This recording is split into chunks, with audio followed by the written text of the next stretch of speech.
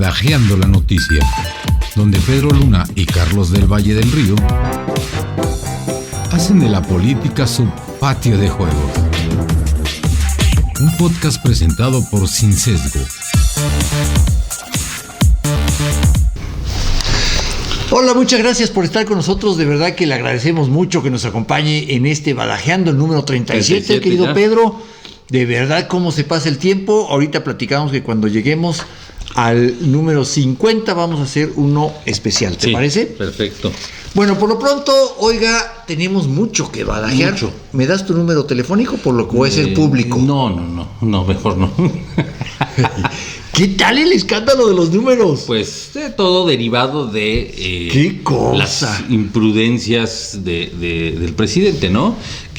Pero no le gustó que dieran el de su hijito, ¿no? Sí, no. Ese sí es intocable. No, y el de Claudia Sheinbaum, y que ahora están investigando, que porque es la derecha, pero al mismo tiempo también se filtra el de Xochitl Gálvez. Creo que tiene una respuesta mucho más ingeniosa. ¿No? Sabía que no iba a poder parar este tema. Más prudente, claro. y dice, no voy a cambiarlo, ahí está. Dice, me han mandado mensajes malos, pero agradezco más bien todos los buenos. La verdad es que ahí un punto para la mesa de estrategia de Xochitl, que supo hacer algo positivo del tema. Pero a ver, más allá de eso, Pedro, a mí me parece muy relevante la reacción del presidente. Sí. Segunda vez que nos suelta en la cara a los mexicanos que no le vengan con que la ley es la ley, que él está por encima de todo. Es que lo dijo ahora abiertamente, que su autoridad moral está por encima de la ley. Fíjate a lo que hemos llegado. Pero es en este tema que ya no es sorpresa, porque te lo comentaba desde hace tiempo, que conforme avanzar los meses y se acerca el proceso electoral y su eventual salida, que ya veremos también si se da esta salida que debe de ser según la Constitución, pero él se iba a poner más radical, más autoritario, y así se le ve, ya como totalmente un presidente autoritario. De hecho, hace poco también veía creo que fue de The Economist, que sacó un mapa sobre cómo están las democracias a nivel global, y México ya no es considerada una democracia, ya es considerada como un país, además de que está en riesgo, es algo como hay una especie de entre medio democracia y no ahora, un híbrido. Ahora, a mí me preocupa mucho los dos mensajes subterráneos, soterrados, que manda el presidente con rabieta que pega con lo del New York Times y lo de los teléfonos que él da a conocer, pero que luego no le gusta que den a conocer los que además, para tener claro, le hacen llegar una serie de preguntas, como pasa con muchas. Tú que eres periodista sabes que cuando se va a publicar alguna investigación, se le da a la parte que a la otra parte se le da la oportunidad de que responda preguntas, y que incluso hay veces en las investigaciones o en los reportajes que ponen, se buscó a tal persona pero no quiso dar comentarios. Aquí se le buscó y se le hizo llegar esta serie de preguntas, y el presidente las tomó como un ataque, dice que como una extorsión, que como una amenaza. Lo que sucede es que el presidente o Jesús, su vocero presidencial, pues no están acostumbrados a las buenas prácticas periodísticas. No. Déjame rápidamente platicarles a todos cuál es el antecedente de esto.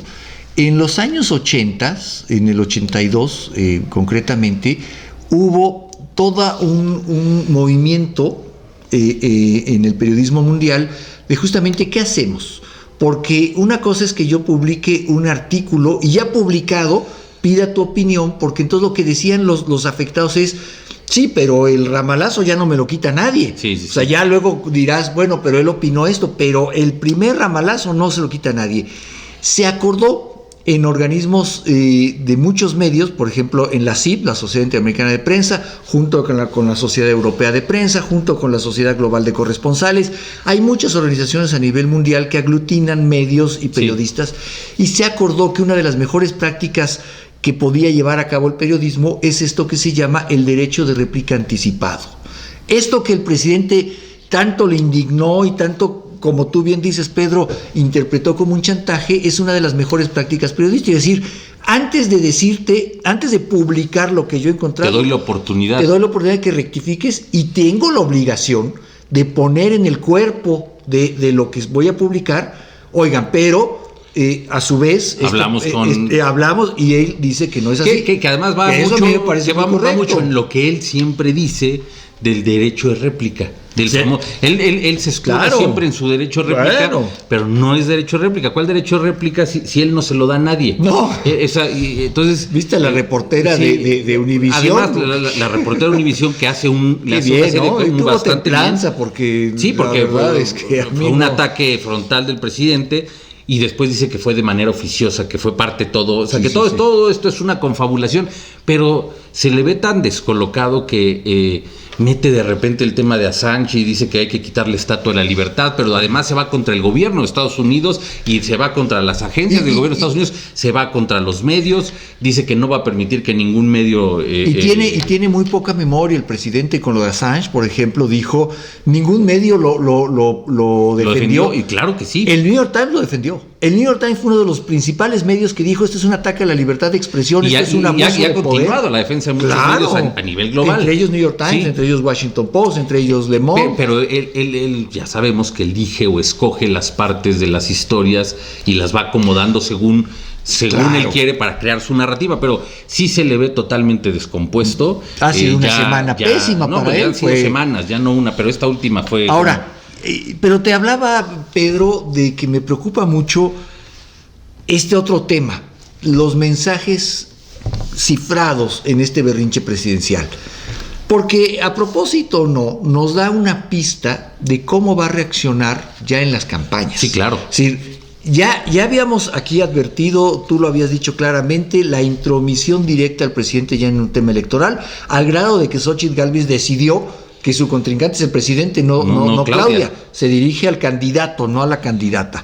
Pero lo que nos dice este escándalo de estos últimos días con respecto a los números telefónicos y las investigaciones periodísticas es el tono que va a tener. O sea, yo creo que esto significa un agárrese, que ahí viene un temblor. O sea, el señor está dispuesto a esto que tú decías, a que su calidad moral, que él mismo se adjudica, esté por encima autoridad moral de la ley, pero de también todo, de los procesos electorales. No, la ley, de los procesos electorales, de todo. Pues si ya se está poniendo por encima de la ley, que él es el principal obligado a cumplirla y a respetarla, pues ya no se puede esperar más que lo que viene va a ser, ya lo habíamos platicado, va a ser un proceso electoral sumamente complicado y un proceso postelectoral sumamente complicado. Además, no solo en el tema presidencial, yo creo que también el tema del Congreso, que esa es su principal preocupación, porque bueno, todavía sienten que van a ganar la presidencia, y bueno, pues probable que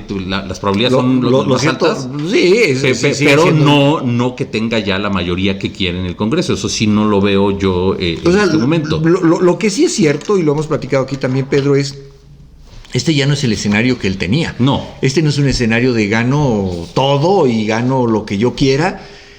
El Congreso ya no van a tener mayoría. Se me hace muy difícil que ese escenario se lleve a cabo. Ya la sociedad está claramente definida en ese territorio. Yo creo que no va a haber una mayoría absoluta de ninguno, pero en todo caso va a haber que negociar, y eso es algo que no se les da la cuarta T. Y en materia de la candidata a la presidencia, pues lo que antes era entro caminando a la presidencia, hoy va a tener que dar la batalla. Hoy por hoy sigue ganando Claudia, sí, claro, pero nos esperan 90 días que todo puede cambiar. Sí. Ya hemos visto que con un traspié como el presidente empieza a perder, y empieza a perder también apoyos, no solamente pierde la compostura. En todo este berrinche, que irse contra... Uno que es muy importante, que también te lo había comentado, la descomposición del lenguaje público. Ese es un tema muy importante que puede parecer desapercibido, pero es el inicio de los regímenes autoritarios y autócratas. Así empiezan con la descomposición del lenguaje público, y cada vez es más notoria. Este uso de la oligarquía, de pasquín inmundo, de los ultraconservadores, y que son calumnias y demás. Todo esto que está implantando un lenguaje muy estructurado, ya para pero destructivo, absolutamente destructivo, y que va a hacer que todavía se polarice más. Ahora, no deja de sorprenderme en este lenguaje, Pedro, que sigue insistiendo, y se lo insistía mucho a la reportera de Univisión, le decía, es que tú estás del lado de los poderosos. O sea, habla de la mafia del todavía sí, con su mafia del poder. De un grupo de poder tan brutalmente grande que es capaz de ponerle el pie al presidente que más poder ha tenido en nuestro país, pues por lo menos de la posrevolución para acá. O sea, no se me ocurre qué poder puede ser más importante. Sí, que lo ha concentrado tanto, ¿no? Y además en este tema también que demuestra en su ataque que hace también, creo que fue ayer y también hoy lo repitió, en contra también ya de YouTube. O sea, que es un muestra su ignorancia y su desconocimiento del tema, porque aparte dice que YouTube en México lo controlan estos poderosos. Este grupo de ultraderecha y de conservadores controlan YouTube. Se ve que no sabe cómo funciona y además dice que ya es algo decadente. Cuando hace unos meses cuando le dieron su placa por el número de suscriptores más entonces la presumía y decía que era lo mejor. Hoy no. Y lo dijo muy bien hace unas semanas Xóchitl Gálvez, dice, cuando las redes le servían eran benditas redes sociales, ahora son malditas redes sociales. Claro, como todo. Y no pueden salir también en estos momentos del tema del narcopresidente, que también lo traen clavadísimo los de Morena y el presidente y la candidata, que dicen que $1,000,000 a la semana, pero además basan toda su estrategia para presentar su queja ante el INE en un artículo que presenta un español que hizo en algún momento una investigación sobre el ataque a López Obrador hace meses. Pero él es uno de los de ultraizquierda de allá, del partido de Podemos.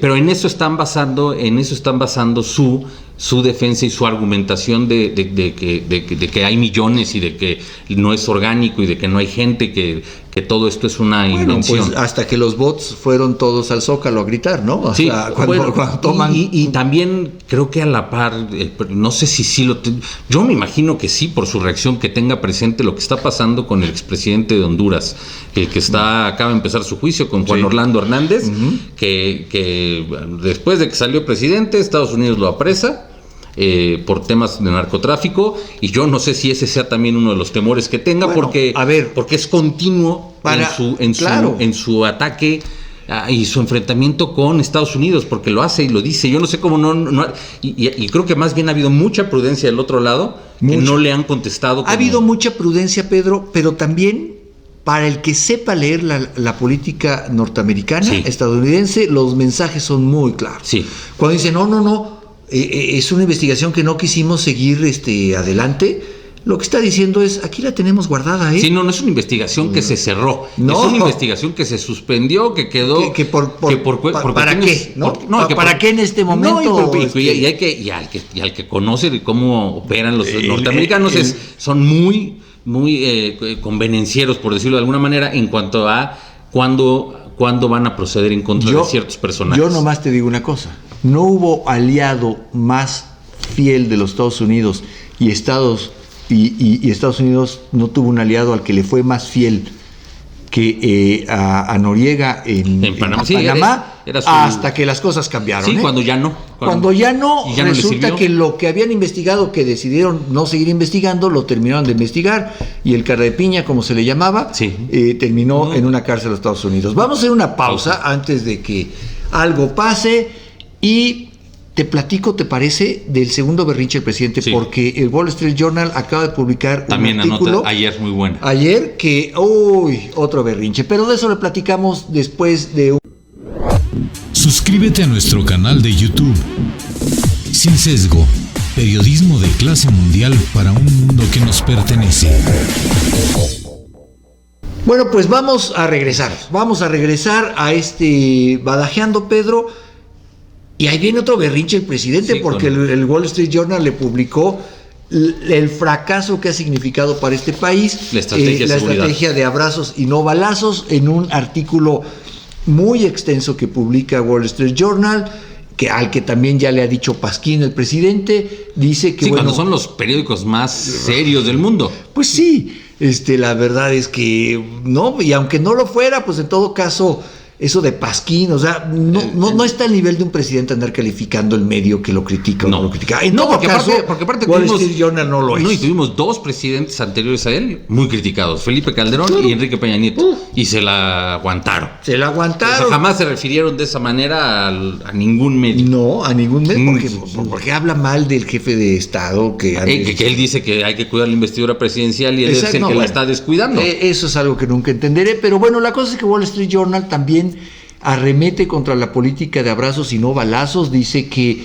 como nunca antes en la historia de México han sido cedidos territorios completos al crimen organizado, donde ahí ellos son la ley, ellos cobran impuestos, se refieren a la parte de las extorsiones, del derecho de piso, ellos dicen que cobran impuestos, que solamente ellos ponen candidatos, y termina diciendo que esa postura de abrazos y no balazos no solamente es una de las políticas públicas con mayor fracaso en el continente americano en los últimos años, así lo dice, y cosa que no le va a gustar al presidente, sino también dice que está poniendo en riesgo, un poco lo que tú decías al principio, está poniendo en riesgo el proceso electoral y por lo tanto la democracia o el avance democrático que se había tenido empieza a desmoronarse. Pues sí, empieza a estar amenazado, ¿no? Sí, no, sin duda alguna, y es un artículo que aparte sí mencionan las cifras que da el presidente, que dice que han disminuido los homicidios. Yo sigo sin entender al día de hoy cómo dice que disminuyeron los homicidios si tenemos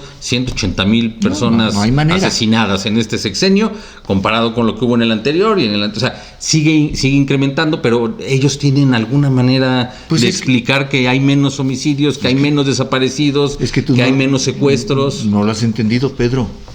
No son iguales. No son iguales, ese es ¿Quién sabe qué significa eso? Pero cada vez que se le pregunta, oiga, presidente, bueno, no se lo dijo Jorge Ramos cuando estuvo ahí, el presidente, con sus cifras, este es el sexenio de mayor asesinatos en la historia. No somos iguales. Y de ahí nos la salía, pero estábamos y ahora en este berrinche también vuelve a hablar de los sueldos de los periodistas. Dice que Jorge Ramos gana 17 millones de pesos al mes, que León Krause gana 2 millones al mes, cosas que y enojado porque aparte dice que por qué lo ganan. Entonces ese también es una parte de un complejo que él tiene que lo demuestra, porque o sea, él que le importa lo que le pague una empresa a un ejecutivo, a un periodista. En todo caso, ya salieron desmentidos del propio Jorge Ramos, también lo de León Krause, también dijo, bueno, esto es una locura, esto está fuera de toda proporción, yo no gano ni cerca de lo que dice el presidente. Pero que si fuera no habría problema. Pues allá la empresa que se lo quiera pagar, si a mí una empresa me quiere pagar 17 millones de pesos, yo voy y trabajo en esa empresa.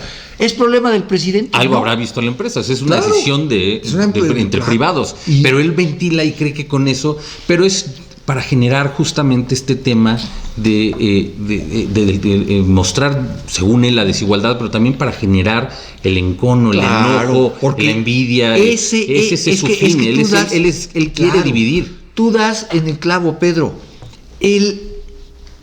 La gasolina de la cuarta T es generar el rencor social. Sí. Sin rencor social esto no gira. Por eso se habla de un pequeño grupo que es la mafia en el poder. Por eso se habla de los privilegiados. Estos ganan mucho. No, a ver, el presidente se enoja mucho con los sueldos de los ministros de la Suprema Corte. Que si son altos o no, pues ese es otro tema. Se discutirá en otro contexto. Pero no dice nada cuando el ministro en retiro, Arturo Saldívar, todo lo que pidió. Pide una cantidad de cosas. Pidió la Suburban, pidió computadoras, pidió el sillón. Hasta la impresora de la oficina se quiere llevar, el sinvergüenza. Y además se justifican que como él estuvo en otro momento, pues a él no le aplica la reducción de salario, a mí. No solamente quiere el 100% de su sueldo, quiere el 110%, porque dice que hay que aplicar. Pero las Suburbans blindadas, los escoltas, quiere secretarios, quiere todo. Y ahí yo no he escuchado. Y además con el escándalo que también salió la semana pasada, que el presidente lo hace ver como un pelele, porque dice que él le decía qué hacer y cómo tenían que decidir los asuntos del Poder Judicial, cuando es una intromisión entre poderes, y ha sido condenado. Hoy leo en el Universal una declaración de un ministro de la Suprema Corte, solo que no recuerdo su nombre, pero que me parece muy acertada, que dice: un ministro que pierde independencia se dedica a hacer política. Sí, ya no está haciendo justicia, ya está haciendo política. Creo que fue Luis María Aguilar el que dijo, sí. Correcto, gracias, porque sí, me faltaba el nombre, pero me parece muy acertado, ¿eh? Un ministro que se dedica a cabildear lo que quieren en Palacio Nacional, lo que está haciendo es política, no está haciendo procuración de justicia. Exacto. Y está clarísimo que el propio presidente evidenció que le hablaba a Saldívar y le decía, ayúdame en este tema, y que por es aquí nos importante, vamos. y nos vamos por acá, y habla con los jueces, habla con los otros magistrados, porque a nosotros nos interesa que salga así. Por Dios, esto es como ir al recreo, Y dice que ahora con la no, maestra y aparte, y aparte dice que con la ministra, con la presidenta ministra Norma Piña, ahora hay autonomía. Pues es lo que debe de haber. Pero él dice, no hay autonomía y ahora son unos rateros y y lo mismo, y va, que está podrido. Que son... Bueno, incluso dijo el presidente, cuando la presidenta Norma Piña le dice a sus jueces, actúen con independencia, el presidente lo interpreta como les está dando manga libre para robar. Sí, entonces no entiende, si no entiende lo más básico que es la división de poderes, que yo creo que si lo entiende, más bien no le gusta, ese es el tema. No quiere entenderlo. Él no quiere, él quiere ese presidencialismo, claro, que sí ya cada vez está más presente que en el que se es la voluntad de una sola persona. Y entonces ahora estamos a 96 días de las elecciones, con un panorama, pues, va a ser complejo, para este proceso electoral va a ser muy complejo. Muy complejo. Yo estaba viendo las últimas encuestas que van presentando. No sé, me llama la atención todavía la diferencia que ponen entre Claudia Sheinbaum y Xóchitl Gálvez. Por ejemplo, la de expansión de Simo le pone 60 contra 25. Verumen y Asociados 54-27.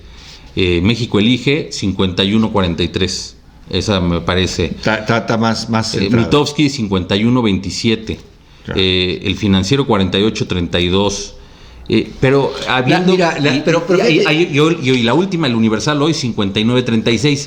Pero que me parece interesante de esto, de estos números, es cómo se puede comparar con los procesos electorales del 2006, del 2012 y 2018. Hay un tema muy importante que luego pasa desapercibido, que es en la reforma electoral del 2007 que fue con Calderón. Se acortaron las campañas políticas de 6 a 3 meses. Sí. Con una campaña de 6 meses, Calderón pudo dar una vuelta en unas encuestas que eran muy similares a estas, que lo ponían muy lejano de Andrés Manuel, pero con serie de errores y serie de situaciones que se fueron presentando, le dio la vuelta. Y más o menos fue por mayo que se emparejaron las cosas, y de ahí ya siempre estuvo muy disputado. Con Enrique Peña Nieto ya se presentó una campaña de 3 meses. Peña Nieto venía también con una ventaja altísima, pero tuvo una pésima, no sé si recuerdas, tuvo una pésima administración de la caída. Sí. Simplemente el escándalo que hubo en la Universidad Iberoamericana con el Yo Soy 132, ahí se desplomó, un pésimo manejo, que si hubiera sido una campaña de 6 meses, hubiera ganado Andrés Manuel, porque ya el cruce venía en un desplome muy, muy, muy franco Peña Nieto, pero terminó ganando por 6 puntos. Y en el 2018, también en una campaña de 3 meses, por ahí de mayo, antes de que empezara lo que se dice que este pacto secreto, este miedo que le tuvo Peña Nieto justamente a que Anaya sí fuera a procesar a todos los corruptos de ese gobierno. En mayo hubo un acercamiento también, había en las encuestas 8 puntos, a pesar de que al principio eran como estos números, o sea, también daban números de 20, 25, 30 puntos. Para mayo, Ricardo Anaya llegó a estar 8 puntos. Pero entonces, ¿cuál es tu conclusión? Una campaña de 3 meses, ¿a quién favorece en este escenario? En este escenario favorece a Claudia Sheinbaum, pero aún digamos que yo lo que vería en este momento es que con estos números, la campaña la ganaría Sheinbaum seguramente en junio, pero ganaría con unos 5 a 7 puntos a lo mucho. Ahora, pero sí, con el escenario tan complejo y tan convulso que se ve, claro, yo creo que esto se puede cerrar todavía más. O sea, estas encuestas no creo que vayan a ser ni cercanas a los resultados finales. Yo tampoco. Ahora, yo creo que hay un factor más a lo que tú apuntas, que es muy importante, que esta es la primera campaña en la que la candidata de una de las partes, en este caso Claudia Sheinbaum, realmente no está siendo el factor. No es relevante. No es relevante. No, ella no es la candidata, el candidato es el presidente. Y el presidente está teniendo muchos errores. El presidente está cayendo en muchos errores. Yo creo que Claudia Sheinbaum debe llegar todos los días a su casa diciendo, Dios mío, no me ayudes, compadre, ¿no? No, y además hay otro punto que me faltó mencionar, que en todos estos procesos estábamos hablando de tercios. Ajá. Eran campañas que se iban en tercios. Esta va a mitades. Esta no, esta es a mitades. Porque además, si hay algo que también marcan todas las encuestas, es que Movimiento Ciudadano, como te lo dije, no pasa del 3 al 5%. No. Y yo creo que va a irse más abajo. Y está cuchareadón ese 5%. Sí. No, yo te digo, yo creo que le va a terminar peleando su registro nacional.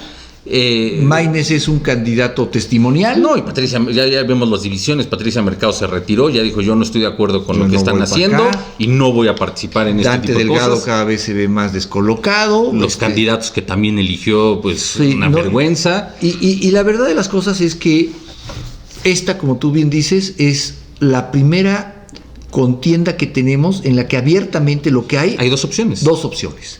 Pero una de esas opciones está dividida. Por lo menos en cabezas. Una cosa es Claudia Sheinbaum, pero tiene al lado al presidente que no... Pues encima, más bien, porque es quien dicta. Quien dicta, y Claudia Sheinbaum se ha vuelto pues una repetidora del mensaje mañanero del presidente, y eso no ayuda. Enfrente yo sí veo un equipo muy dinámico, con sorpresas, como lo que hizo la propia Xóchitl Gálvez, decir, pues ahí está mi número y yo no lo cambio. Yo no lo cambio. Mándenos mensajes. Sí, porque aparte eso fue lo que dijo el presidente, pues si no le gusta que lo cambie. Sí, ¿cuál es el problema? Como si fuera poca cosa. Sí. Claro, cuando pasó con su hijo ya no le gustó. Ya no le gustó, dijo que era una vil canallada, ¿no? Sí. Lo que es una vil canallada, mi querido Pedro, es que el tiempo ya se nos fue. Pero tendremos otros badajeandos para seguir platicando este país. Sí, ¿no? Antes hay otro tema que hay que dejarlo ahí puesto. Otro escándalo de la 4T que se da a conocer todos los negocios del general Audomaro Martínez a través de su esposa. Ajá. Contratos millonarios, casi todos relacionados con Pemex. Millones y millones, 900 y tantos millones en contratos que le han dado y en empresas que creó a partir de este sexenio. El general Audomaro, que siempre fue la sombra nacional, ¿no? y es el director del Centro Nacional de Investigación. Entonces, ese es un tema que habrá que analizar, porque también es otro más de los cercanos que está recibiendo y beneficiándose con negocios millonarios. No son lo mismo. No. Quizás son peores. Son peores. Vamos a ver. Bueno, tenemos un tema apuntado entonces para el próximo Badajeando. Muchas gracias por estar con nosotros. Gracias. Nos vemos pronto. Por lo pronto, pues yo le agradezco estar con nosotros. Yo soy Carlos del Valle. Yo soy Pedro Luna. Hasta luego. Adiós.